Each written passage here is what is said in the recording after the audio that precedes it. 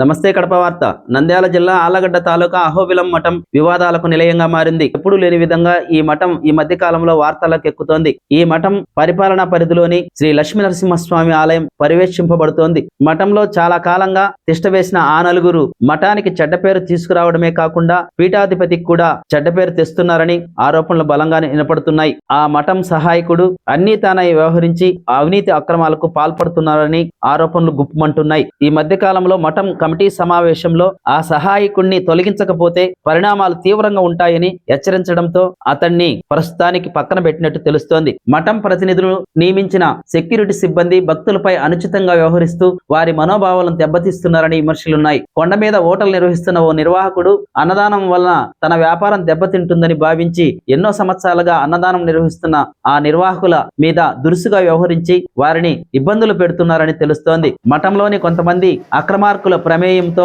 తలనీలాలు సమర్పించే భక్తుల దగ్గర పబ్లిక్ గా డబ్బులు గుంజుతున్నారని ఆరోపణలు బలంగా వినిపిస్తున్నాయి. అదేవిధంగా గతంలో ఓ సహాయకుడు ఆడవారిపై అనుచితంగా వ్యవహరించారని ఈ వ్యవహారం పోలీస్ స్టేషన్ వరకు వెళ్లినట్లు అనుమానాలు వ్యక్తమవుతున్నాయి. ఈ వ్యవహారాలని కమిటీ దృష్టికి వెళ్లడంతో మరియు సోషల్ మీడియాలో రావడంతో ఆ సహాయకుడిపై వేటేశారని చెప్పి తెలుస్తోంది. పైన వచ్చిన ఆరోపణల మీద స్పందించినటువంటి కర్నూలు సీనియర్ సివిల్ న్యాయమూర్తి ఆదేశాల మేరకు ఈ నెల 25వ తేదీన ఆర్డీఓ స్థాయి అధికారి విచారణ చేపట్టినట్టు తెలుస్తోంది. 15 రోజుల్లో ఈ విచారణ పూర్తయిన తర్వాత ఆరోపణ రుజువైతే నిందితులపై కఠిన చర్యలు తీసుకునే అవకాశం ఉంది.